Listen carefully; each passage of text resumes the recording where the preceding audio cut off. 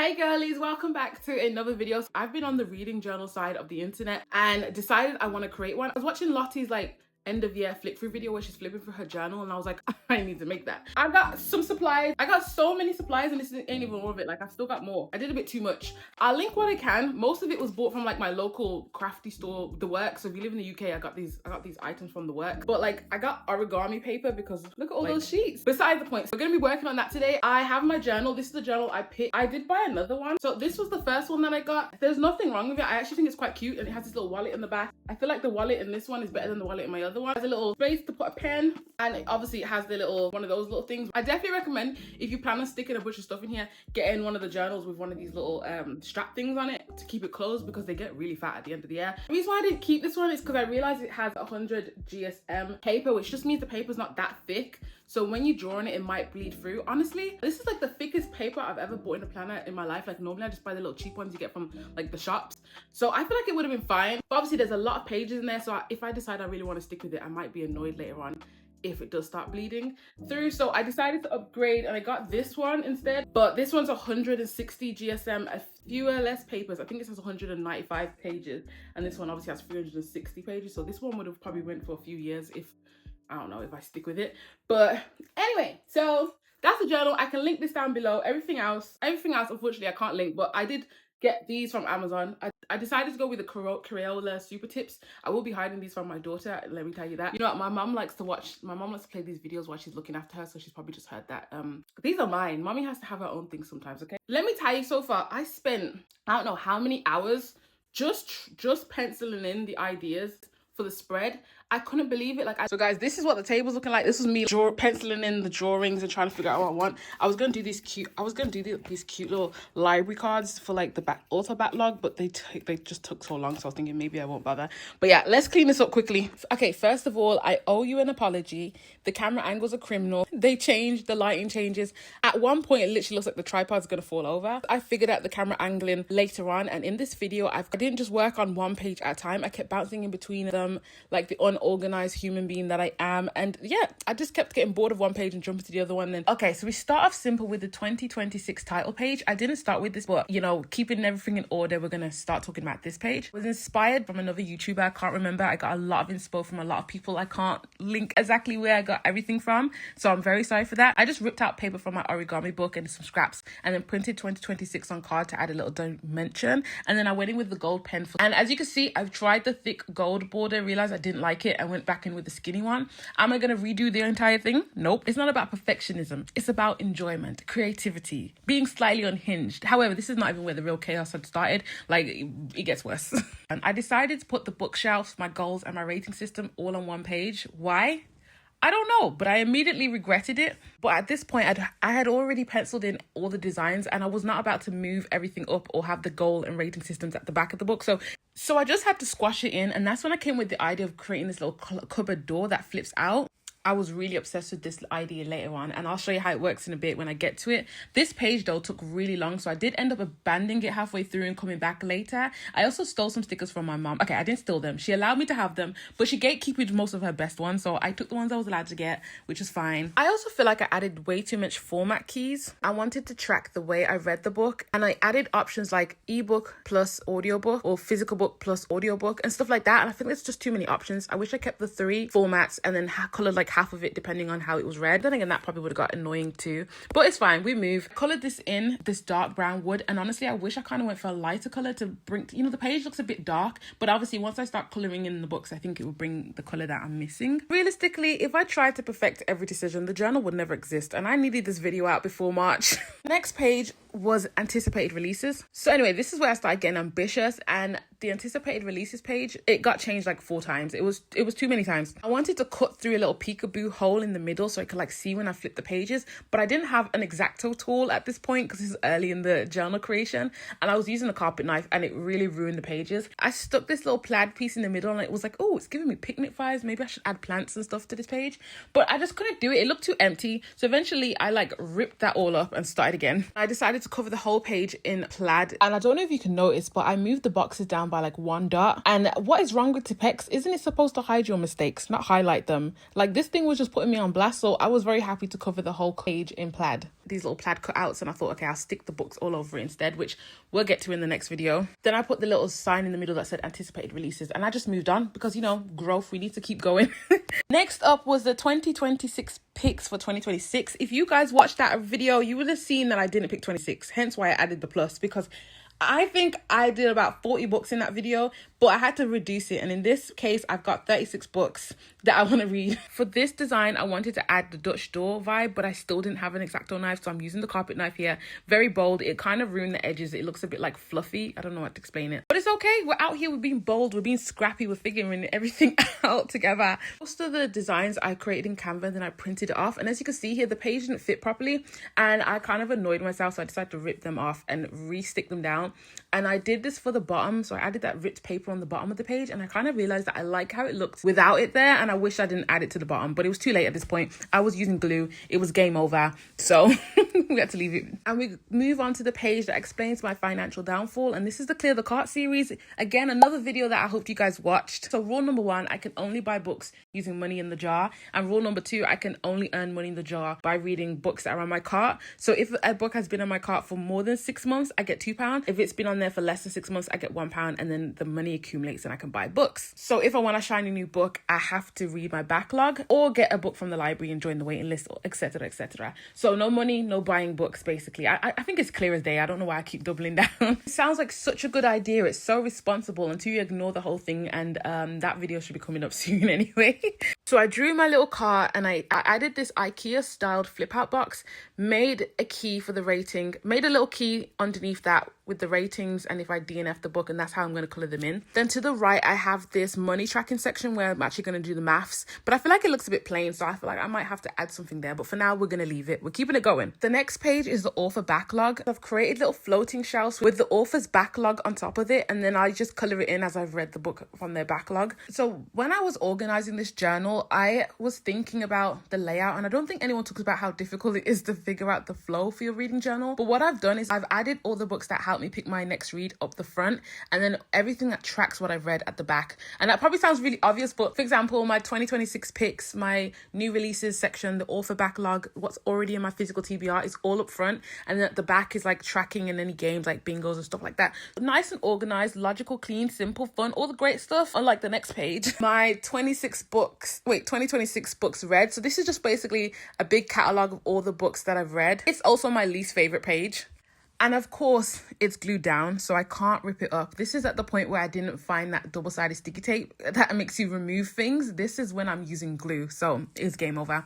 At this point, I realized I wanted to add this layered effect, so I was trying to stick this washi tape underneath, but would the paper let me? No. The glue said no. It was stuck. It was there forever. This is what I had to keep reminding myself. It's okay. It's your first time creating one of these reading journals. They're not going to be perfect. It's fine. It's allowed to be imperfect. Like, creativity has to develop, okay?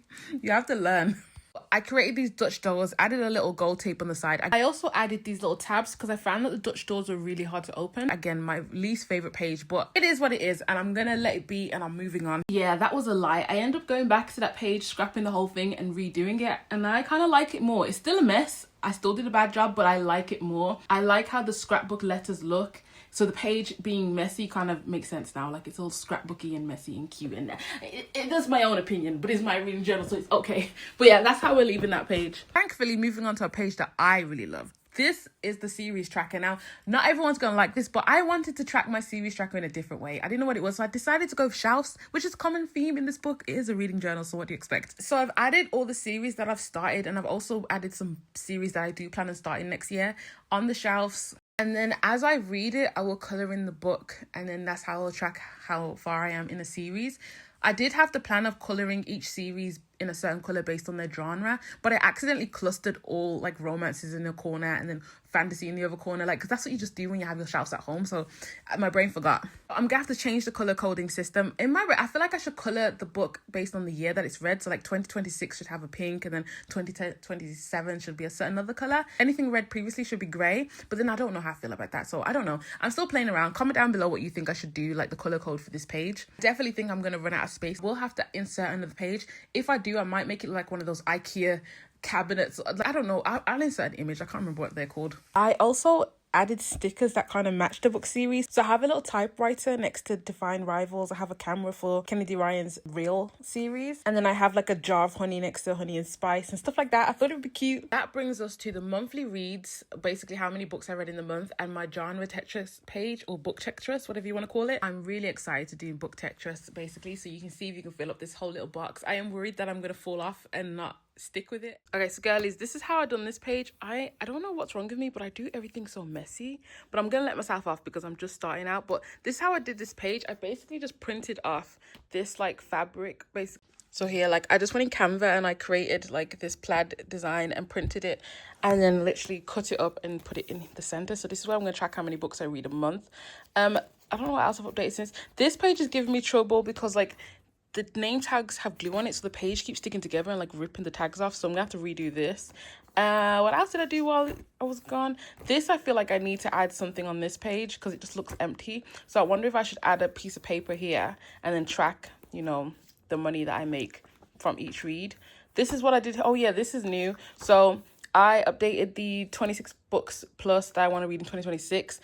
This is basically my priority TBR. So I added some of the ripped paper here. It didn't fit. I don't know why I decided to do this. I should have just reprinted it so it was longer.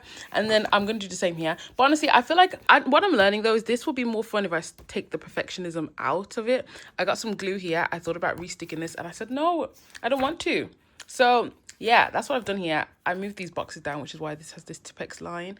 I don't know how I feel about these, but yeah. Anyway, I'm just enjoying the process. It's not perfect, but I'm like, I don't care. I'm also going to add another key. So if I read a book in any of these formats from the library, I'm going to use like a gold pen on like, make like a little binded area, like a little line on it, so I know that it's a library read. I gotta rewrite this or Tipex this or color this in, but I don't know what colors to do this. I also feel like I possibly went too dark with the cupboards, and I'm considering coloring the back of this in like a lighter brown, but I don't know.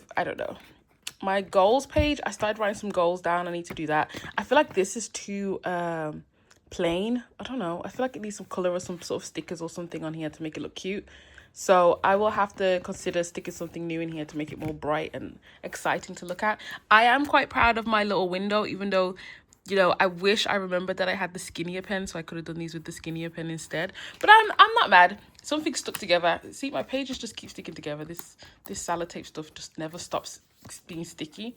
But yeah, this is how it's looking for so far. I love my book trust page. Then we move on to the A to Z challenge and the read the rainbow challenge. Here I wanted as many options as possible, so I added white and black as well in the read the rainbow. And then for the A to Z challenge, you will see that I'm using images instead of letters or like writing out the titles. I just think it's gonna be so much more visually like appealing. But if you guys want to know what sizing I use to get all of them to fit in the A to Z challenge, then let me know. Finally, we have the bingo board, and honestly I regret not having the images on the left page. For the book bingo, I have 25 prompts, and the first one is a book by a male author, a book under 300 pages, an audiobook read, a book that I read in one day, a book that I DNF'd, an urban romance book, and let me tell you, those lips are really hard to draw. The first in a series, a sci-fi book, a book that's been made into a movie, a book over 500 pages, a thriller set in a small town, new release, a 5-star read, historical fiction, LGBTQ main character, a tearjerker, basically a book that made me cry, a book from my favorite author's backlog, a book with the fake dating trope, a book that made me laugh, a book that finished off a series. I also want to read a manga, a reread, a book that I read on a walk, and a book with the single mom trope. There's a lot. That was actually more than I expected. Also, I decided to add these little colourful bingo dots because, you know, when you play bingo, you use that little big stamp. So I thought, okay, it might be a good idea to have these circles all over the page. I don't know how I feel. I'm just happy it adds a bit of colour. Next up was my rereads and my DNF graveyard. I've seen a Pinterest picture with somebody using frames for their rereads and like had the rereads title in Scrabble. So I got all those images off Canva, cut them around, stuck them on, and I finally used one of those pages from the supplies I bought as like wallpaper for the background. The graveyard I thought was cute with the little gravestones and the ghost and little spiders in the back. I'm happy with this page. I'm not mad at these two. My monthly favorites and like the book of the year / battle of the books, whatever you want to call that title, kind of got messy. I tried to draw it in pencil, but then when I started adding pen and I started trying to rub out the pencil behind, the ink smudged. It's horrendous. Like, why would I dry rub it out when I know this ink smudges. This is not the first page I worked on, so I knew that this ink smudges, but it is what it is. I'll see how I feel. After that, we have the stats page and the wish list, and I worked on the wish list first. I found this little shopping basket on Pinterest, and my printer betrayed me. I had to print it 3 times to get the correct size, and then finally when the correct size was printed, it did this weird like gradient effect where, like, I don't know, there was purples in it, but I figured it out. I put on my creativity brain, and then I have the stats page, and I decided to track certain stats. But if you want to know what I'm tracking the books per month, the average rating, format that the book was read, how many books did I read off my physical TBR, and if I purchased any new books. And I really wish I added pages read per day, because I feel like that's just a nice way to look at it. I don't really care about total pages for the month. So to hide the gradient effects on the basket, I decided to stick letters down the side that said buy me. Not that I need any more encouragement, because, you know, I already have a problem, but, you know, it made it look nice. So that is the complete journal. I'm going to shut my mouth now and do a quiet flick for you so you can screenshot any of the pages that you want. I'll add a little Pinterest QR code so you can go straight to it. And yeah, I can't wait to fill this journal out. And I'm chatting, so sorry, my bad.